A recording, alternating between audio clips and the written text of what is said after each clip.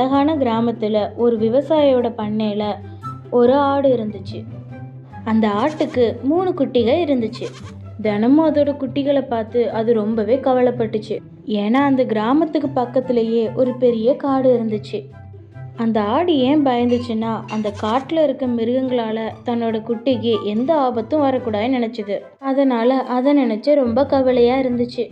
தினமும் அதோட ஆட்டுக்குட்டிகளுக்கு நிறைய பயிற்சிகளும் கொடுக்கும். அதே சமயம் அந்த காட்டுக்கு போகக்கூடாதுன்னு சொல்லும். ஒரு நாள் என்னாச்சுன்னா, அந்த குட்டிகள்ல இருந்து ஒரு குட்டி ஆடு தனியா வந்து ஒரு 2 பேர் பேசிட்டு இருக்கதை கேட்டுட்டு இருந்துச்சு. இங்க பாரு நண்பா, காட்டு பகுதியில ரொம்ப அழகான இடங்கள்லாம் இருக்குது. அங்க இருக்கிற செடி கொடிகள் எல்லாம் ரொம்ப பசுமையா இருக்கும்.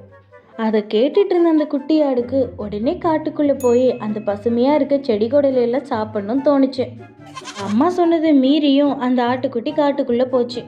ஆனா அவங்க அம்மா ஆட்டுக்குட்டி குட்டிகள்ல இருந்து ஒரு குட்டியை காணுமேன்னு ரொம்ப வருத்தப்பட்டுட்டு இருந்துச்சு. உடனே அந்த ஆடு எல்லா இடமும் தேடி பார்த்துட்டு ஒருவேளை அந்த காட்டுக்கு போயிருக்குமோன்னு நினைச்சு அந்த காட்டுல போய் தேட போச்சுது. காட்டுக்குள்ள போன அந்த குட்டி ஆடு ஒரு பட்டாம்பூச்சி பின்னாடியே போயிட்டு இருந்துச்சு. இப்படியே போயிட்டு இருந்த அந்த குட்டி ஆடு காட்டோட நடுப்பகுதிக்கு போயிட்டு அப்பம் பார்த்துட்டு ஓநாய்கள் ரவுண்டு கட்டிட்டு அந்த ஓநாய்களை பார்த்த குட்டி ஆடு ரொம்ப பயந்து போயிருந்துச்சு. அப்பந்தான் அதோட அம்மா சொன்னது அதுக்கு ஞாபகம் வந்துருச்சு. இதனாலதான் அம்மா காட்டுக்கு போகக்கூடாதுன்னு சொன்னாங்களேன்னு சொல்லி வருத்தப்பட்டு நின்றுட்டு இருந்து. அடேங்கப்பா, இவ்வளவு இளமையான ஆட்டுக்குட்டி நம்ம கிட்ட வந்து மாட்டுன்னு நான் நினைச்சு கூட பாக்கல.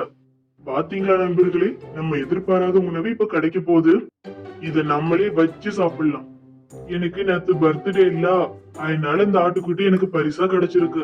பிறந்த நாள் கொண்டாட்டம் நேத்தே முடிஞ்சிரும் நினைச்சேன், ஆனா இன்னும் முடியல. இனிமேதான் ஆரம்பமாக போகுதுன்னு நினைக்கிறேன். இத பார்த்தாலே தெரியுது இது ரொம்ப சுவையான ஆடா இருக்கும். என்ன பண்ணிட்டு இருக்கீங்க? இந்த ஆட்டுக்குட்டியை பிடிக்கிறது உங்களோட வீரம். அவ்வளவு வீரம் இருந்துச்சுன்னா இந்த காட்டோட ராஜாவை தான் நீங்க பிடிக்கணும். என்னது, காட்டு ராஜா சிங்கத்தையா? ஏன் அது உங்களால முடியாதா? எத்தனை நாளைக்கு தான் இந்த ஆட்டுக்குட்டியவே பிடிச்சு சாப்பிட போறீங்க? உங்களோட பிறந்த நாள் கொண்டாட்டத்துக்கு சிங்கம் தான் கரெக்டா இருக்கும்.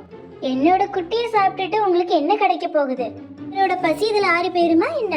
ஊர்ல எல்லா மக்களும் என்ன பேசிக்கிறாங்க தெரியுமா? ஓநாய்களுக்கு தைரியமே இல்லைன்னு சொல்றாங்க. ஓநாய்களுக்கு துணிச்சலும் இல்ல, ஒண்ணுமே இல்ல, அது ரொம்ப வேஸ்ட். எது, எங்களுக்கு தைரியம் இல்லையா? நினைச்சோம்னா காட்டு ராஜாவே எதிர்த்து நிப்போம், வேட்டையாடுவோம். இவ்வளவு தைரியம் இருக்கிறவங்க அங்கேயே போக வேண்டியதானே? அவரோட கதையை முடிச்சா நீங்க ராஜாவாயிருவீங்க. அப்புறம் இந்த காட்டுல இருக்க எல்லா விலங்குகளும் உங்களை பார்த்து தான் பயப்படணும். அதுக்கப்புறம் சின்ன மிருகத்துல இருந்து பெரிய மிருகங்க வரைக்கும் எல்லாரும் உங்களை பார்த்து பயப்படுவாங்க. இதெல்லாம் கேட்டதும் ஓநாய்களுக்கு மனசு மாற ஆரம்பிச்சுது. சிங்கத்தையே எதிர்க்கணும்னு அதுக்கு முடிவு பண்ணிச்சுங்க. கேட்டீங்கல்ல, நாமளும் காட்டுக்கு ராஜாவாய் பார்ப்போம். இந்த காட்டுக்கே நம்ம ராஜாவா இருந்தா ரொம்ப நல்லா இருக்கும். ஆமா, எல்லாரும் நம்மளை பார்த்து பயப்படுவாங்க. ஆனா காட்டு ராஜாவை அழிக்கிறது அவ்வளவு சுலபம் இல்லைல்ல. இதெல்லாம் நடக்கும்னு என்னால சுலபமா சொல்ல முடியல. இருந்தாலும் இத நம்ம ரிஸ்க் எடுத்து செய்யலாம். அப்போதான் நமக்கு ஒரு பெரிய வேட்டை கிடைக்கும். உடனே அந்த ஓநாய்களும் சிங்கம் இருக்க இடத்துக்கு போனாங்க. அந்த ஓநாய்களை திசை திருப்பி விட்டுட்டு அந்த ஆடும் குட்டி ஆடும் தப்பிக்க பார்த்துச்சு. சீக்கிரமா ஓடி தன்னோட கிராமத்துக்குள்ள போகணும்னு முயற்சி பண்ணாங்க.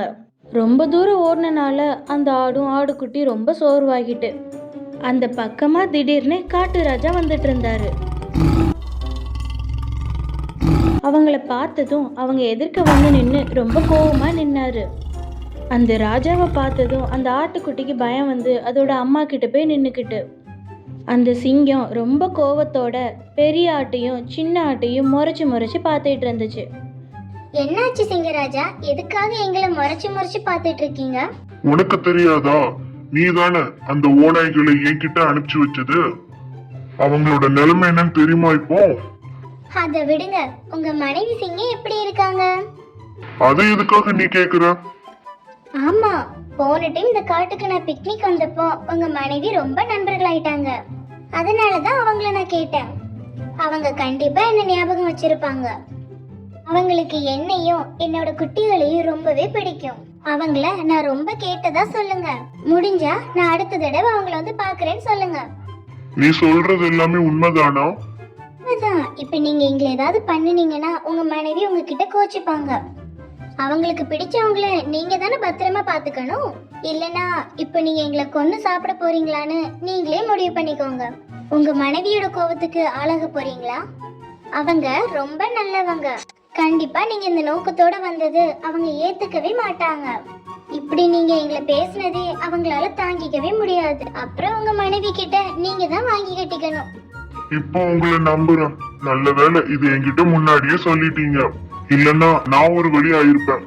என்னோட சிங்கராணி என் மேல கோவமா இருப்பாங்க. இப்போ நீங்க போகலாம், எதுவும் செய்ய மாட்டேன். நான் உங்களை சந்திச்சு பேசுனது கூட நீங்க உங்ககிட்ட சொல்ல வேண்டாம்.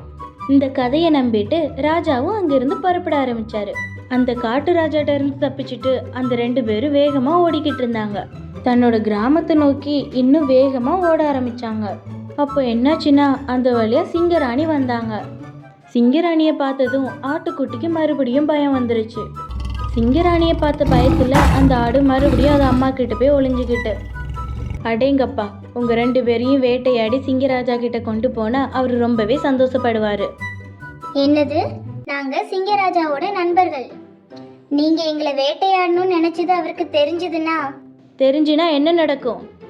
அவர்களோட நண்பர்களையே நீங்க வேட்டையாடினா என்ன நடக்கும்? அவருக்கு நாங்க நிறைய உதவி பண்ணியிருக்கோம். சிங்கராஜா என்கிட்ட ஒன்றும் அப்படி சொல்லலையே. ஆனா உங்களை பத்தி என்கிட்ட நிறைய சொல்லியிருக்காரு. 2 பேரையும் சிங்கராஜாக்கு ரொம்ப பிடிக்கும். அதனாலதான் உங்களை பத்தி பெருமையா என்கிட்ட நிறைய விஷயம் சொல்லியிருக்காரு. அப்படியா? சிங்கராஜாக்கு நீங்க அவ்வளோ நெருங்கிய நண்பர்களா? ஆமா, ஒரு நாள் அவர் ஆபத்துல இருந்தப்போ நானும் என் குட்டியும் தான் அவரை காப்பாத்தணும். ஓ அப்படியா? அப்போனா நான் உங்களை எதுவுமே செய்ய முடியாது. நீங்கள் என்னை பார்த்ததாகவும் நான் உங்ககிட்ட பேசினதாகவும் எதையும் ராஜா கிட்ட சொல்லிடாதீங்க.